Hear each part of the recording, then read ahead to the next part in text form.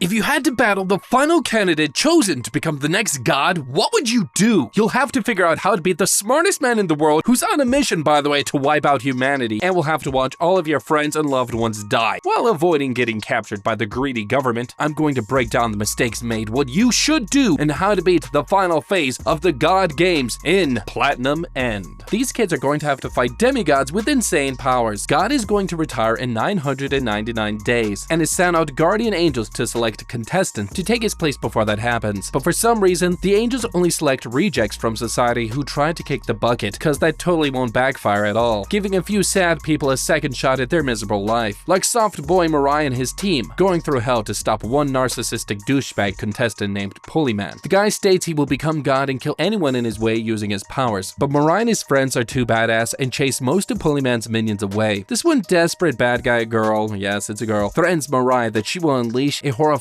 generic virus to destroy the world, but is willing to use it on Mirai and his friends first if they give up. He cautiously approaches her just as she unleashes it, but he deactivates it with his lethal white arrow. However, he is unable to kill her and almost dies a second time, just as his girlfriend Saki rushes to shield him using her body. But their not really important side character partner has fallen in love with her and sacrifices himself to save her by becoming her meat shield, while they kill the bad minion girl. After, Saki gains pink hair guy's angel weapon, his mind controlling red arrows. Each contestant at the start was given either red arrows, angel wings, or both from their angels, but some were given both plus white arrows too, since different angels have different ranks and some are more powerful than others. Polyman says he fully thought out a bad guy's dream is to live in a world of only beautiful and rich people, and wants to kill all the poor and ugly people when he becomes God. Soft boy Mirai gets pissed off and his partner Nanato collapses from contracting his soft boy syndrome. I'm kidding, he's actually terminally ill with cancer, and that's how he got selected by an angel, but it's really not important. Saki goes to take care of Nanato while Polyman gets cocky and says he should fight Mirai in a one-on-one duel using their lethal white arrows, even though he's clearly outnumbered. In the beginning, some contestants were given red arrows that had the power to control minds or angel wings, but some special rank angels could give their chosen candidate both plus one lethal white arrow. But Mirai says he will only use his non-lethal red arrow to capture Polyman instead. Polyman declares they will stand still and take turns shooting arrows at each other until one of them gets hit, and each time they can move a little bit closer. Polyman shoots first but misses, and so does Mirai. Having caught a glimpse of his face before, Mirai thinks fast and asks him if he's the real Polyman or not, since he tricked other candidates before. Cocky and proud of his beautiful looks, Polyman takes off his mask to confirm that it's really him, just as he attacks him again, but this time Mirai does something no one's ever seen before and deflects the white arrow with his red arrow, clashing weapons. But Mirai realizes that for some reason he can't touch Polyman with his red arrow, and this means that someone else must be already mind controlling this bad guy as we speak.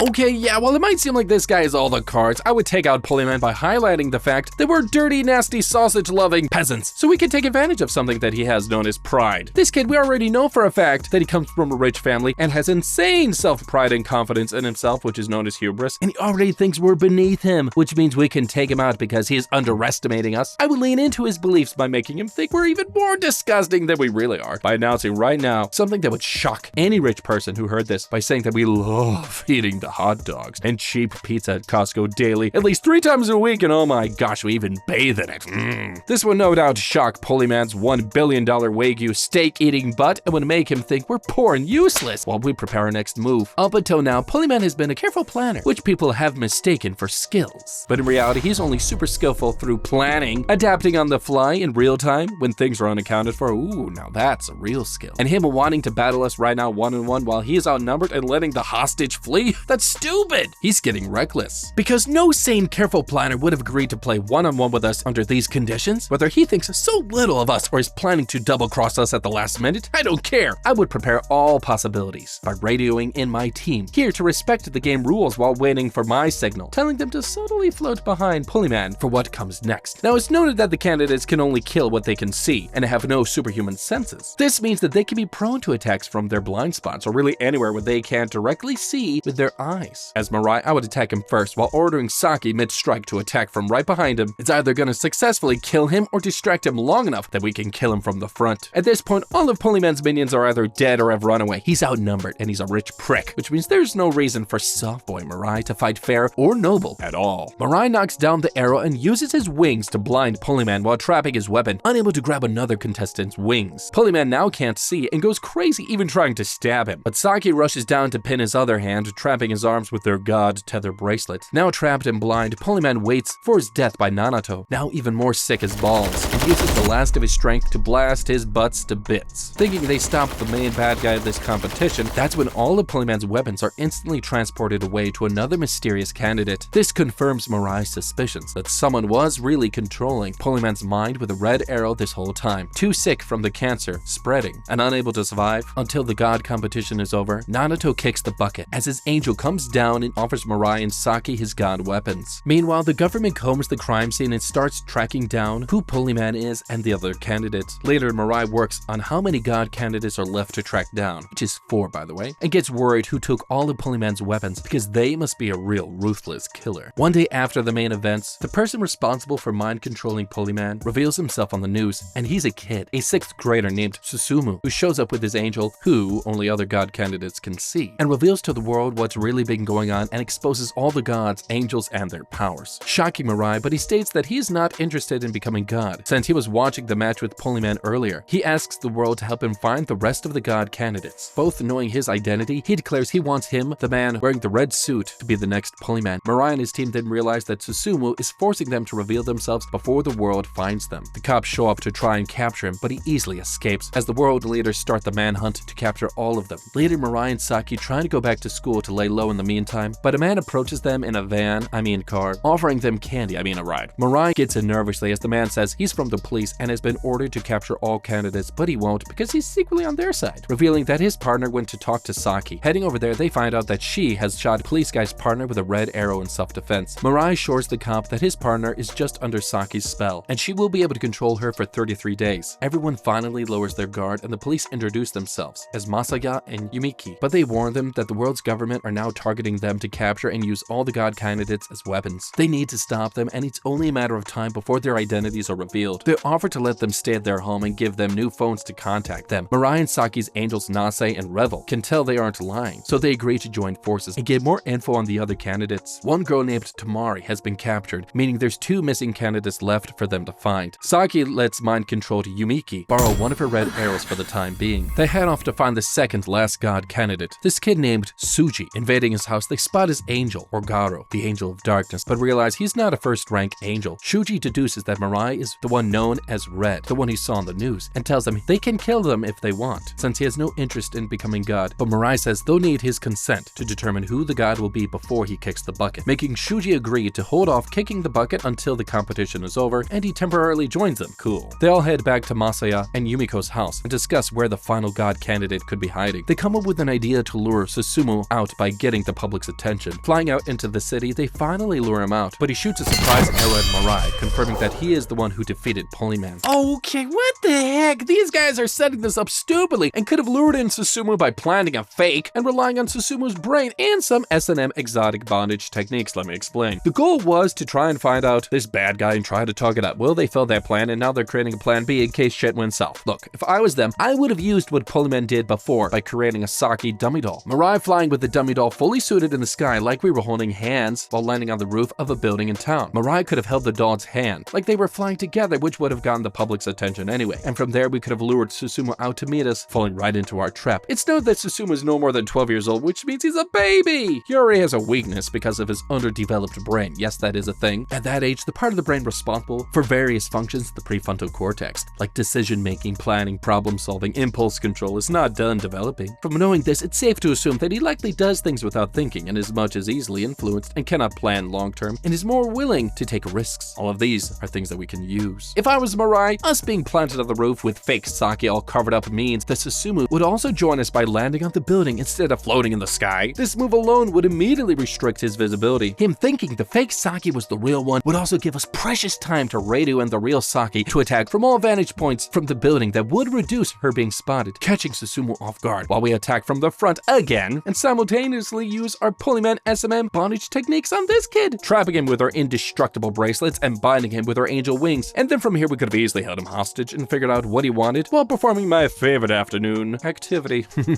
Torture. None of these candidates are actually invulnerable, so Mirai and team really just needed to use their brains a little more instead of their hearts for once in their life. Mirai convinces Susumu to talk privately and he invites him to join his team to help them locate the rest of the god candidates. A little later, Revel and the other angels sneak off to retrieve one captured god candidate from police holding, Tamari. She tricks the cops watching her into getting struck by her red arrows and manages to escape the building, running into Susumu, who offers her a pair of angel wings since they're now all on the same side. Typical anime fashion, but oh well, what can you do? And they finally plan on luring the final candidate out. Heading back to their safe house, they discuss the final candidate they need to track down. Masaya says the world has now gone officially crazy since the reveal of gods, so they should speed all of this up. They discuss who will be God when the time comes, but Suji wants to know what the origin of God even is, asking his angel Ogaro to tell him. They find out the person who becomes God will get to rule all of humanity and will be able to determine their fate for good or evil. They all think hard about who they want to be God, but Mirai thinks that God is too much power, and the person who becomes one should let humanity be free. After chatting about it, they decide that Suji should become the next God, but they need to find the final candidate before this happens. His angel Ogaro warns them the last angel they're looking for is a special ranked angel named Muni, the angel of destruction, and they need to be careful. Later through their research, they find out who the final candidate is, a famous Nobel Prize winning physicist named Yoneda. They decide to lure him out by all going to a public place and revealing their identities, shown on all news stations around Japan. They lure out Yoneda's angel Muni, who's come in his place, while Yoneda watches live. Muni states that her candidate wants to hear their thoughts on what they'll do if they become God first. But that's when the government shows up to try and arrest all the candidates, freaking the public out. Using his powerful influence, Yoneda calls the Prime Minister and asks him to stop the attack because he will only need 24 hours to determine who will become God, convincing him to call off the military. Yoneda then sends some drones to each God candidate to collect their statement on how they'd rule the world, but they all say shallow things. Shuji says he would help people kick the bucket more efficiently if they wanted, and Tamara states she just wants to create a world where humans could just relax and have fun all the time. Susumu would give everyone a white arrow to make the world more interesting. That's a great plan. And Saki says she just wants everyone to smile, while Mirai says he would do nothing if he was God. After, they all reunite and prepare to leave when Yoneda finally shows up and reveals that God has tricked them all. Through his research, he states that there is no God except the ones made up by humans to lean on, which created a creature that fed on this power. But now the God creature wants to appoint a human to take his place, to prevent him from becoming extinct, and claims that God is actually selfish. Mirai tries to figure out if this is true, but this debate splits the group apart. Shuji then ends up joining Yoneda, while Yoneda says humans should only rely on themselves, even if that means that more humans will lose hope and die, since they won't believe anyone that can help them. Mirai thinks Yoneda's viewpoints are too reckless and steps up to declare that he will be God just to stop all of this from happening. But then nearby, Susumu spots the government aiming their weapons at them, but gets shot as he tries to warn the others. Everybody splits up to retreat while Yoneda grabs him and flies off with Shuji, while Mirai and the others are forced to retreat. Sensing that he cannot be saved, Yoneda kills Susumu and takes his arrows and wings.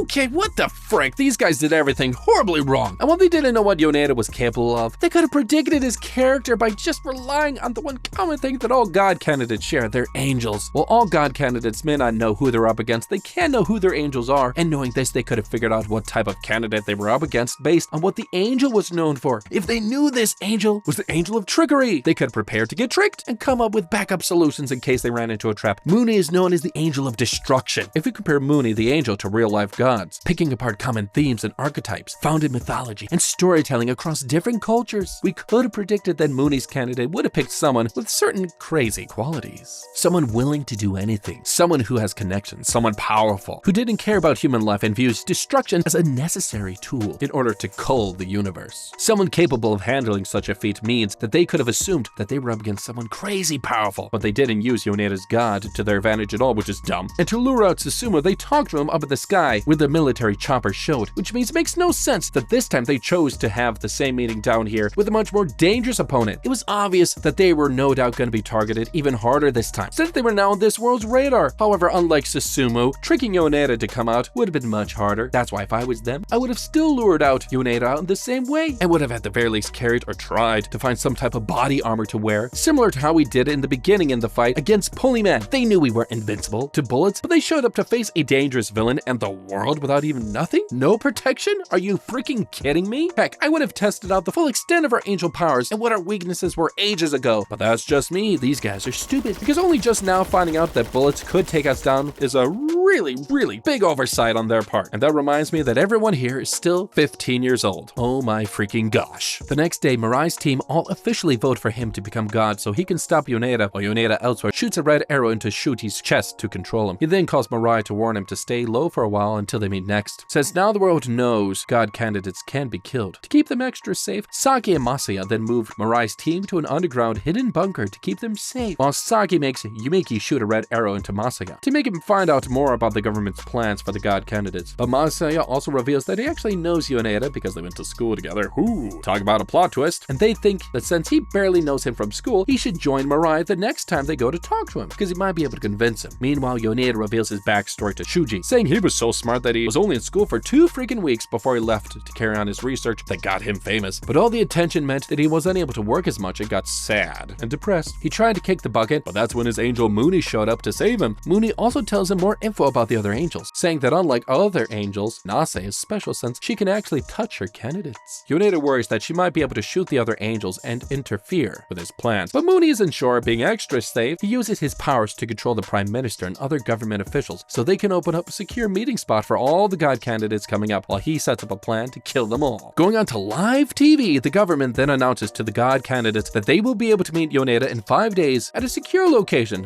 where they won't be disturbed. Yumiki's red arrow time limit also finally expires. They realize that Yoneda must now be controlling the government as well. 5 days pass as Mirai's group heads to Yoneda's meeting, with Yoneda and Shuji there to greet them. Masaya tries to use his secret agent training to try and convince Yoneda to listen to him, but it doesn't do shit, since he already planned to kill all the candidates. Mirai then steps in and declares that he wants to be a god candidate, but Yoneda rejects his desire and states that the world doesn't need to believe in God anymore. He asks to speak to Mirai and Saki privately, while the others waited out nearby with Shuji, but Masaya stays with them so they don't fight. Mirai challenges Yoneda again, but wants to change the world for the better, but he thinks Mirai's acting like a silly hopeful kid with an impossible dream, and reveals that Shuji has actually taken his friends hostage, and this was the plan all along. Unless he wants Saki to die, he should give up becoming a god for her. But Mirai shocks him by doing exactly that, saying that he wouldn't regret this decision for a second. However, Yoneda gets disappointed by his simp tendencies and gives him a harder challenge. He tells Mirai that he should give up his life to save Saki instead, but Mirai again gladly accepts this offer and prepares to die in order to save the one he loves. Okay, well, it might seem like we're outgunned, we're actually not, because we can actually kill Yoneda right now. The professor must have gotten his Nobel Prize in BS, because he's even edgier and more pretentious than Light Yagami, and that's saying something. Showing up to where the professor wanted them to be was amateur at best, and if I was them, I would ask for him to meet us somewhere halfway instead of the stadium of his choosing, because I mean, what the heck is this? We're gonna go to where the government wants us to meet? Frick that, no way. We also knew that Shuji was a Debbie Downer who really only cared about kicking the bucket, which means that his loyalties were only as good as whoever could help him achieve this goal. At this point, however, I would have known that Yoneda ordering Shuji to kill Saki made no sense, because they're forgetting one golden rule: arrows cannot fly faster than god candidates. And assuming Saki isn't an idiot, it's safe to say that she'd know this. It means that even though she was getting threatened by him, she would have known that to escape, she would have just need to fly around the room. They were in really fast, so the arrow could not touch her, and Shuji would not have been able to do a darn thing, while the others in the room could have easily taken him out since he's a little punk kid. And all of this was super obvious, which means if Yoneda couldn't figure this out, I would have just told him to try and kill Saki while I take him out with my white arrow and call it a day. Suddenly, Nase swoops in to save Mirai last minute, breaking the rules by interfering with human life, causing her to get demoted to a first level angel. She tells Mirai that he can only keep one angel weapon, so he gives back the angel wings and his white arrow. Now vulnerable, Yoneda tries to kill him, but Saki then shows up to save him, while Yumiki shows up with defeated Shuji. Turns out even though he's been hit by Yoneda's red arrow, he can't bring himself to kill someone that doesn't want to die. Tamari comes from behind and tries to kill Yoneda, but Nase saves him, revealing that she knows that Mirai doesn't want to kill him or anyone because he's a soft boy. However, this act of technically putting Mirai back in danger from dying reverses what she just did to save Mirai, and she gets promoted back up again. Defeated, Yoneda realizes his viewpoints were wrong and prepares to kick the bucket, but Shuji doesn't want him to die and offers to be the next god. No one else wanting to be god, everyone agrees to let him take the big man job, as he is then taken by the rest of the angels to meet the real god. This causes everyone's wings to disappear and the world to forget about everything that happened, except the god candidates are allowed to keep their memories of all that happened. The world then goes back to normal and everyone goes back to their normal lives. Yoneda and Tamari end up working together, researching the power of the red arrow that Shuji let him keep, while Mirai and Saki go back to school and even get married, while his angel Nase watches from above, happy that Mirai and Saki got their happy life. However, several years pass by and Shuji as a god goes to check on humanity. Seeing his old happy friends, he also notices that the world has become even more unhappy and more people have started kicking buckets. Feeling sad that the old god just watched the world get destroyed, he feels obligated to stop the suffering and ends up kicking the bucket himself with a white arrow when his bodyguard angel isn't watching. This causes heaven to collapse and all the angels with it, including Nase, as people on earth also start disappearing one by one. Knowing that their time is coming, Mirai and Saki thank each other for the happiness they both received as they die a brutal death along with the rest of the world, as everyone did everything for nothing. So guys, what do you think? Did you like the video or didn't you like the video? Let us know what you think about it. Don't forget to like, subscribe, and leave a comment down below. And as always, don't forget to check out our How to Be playlist.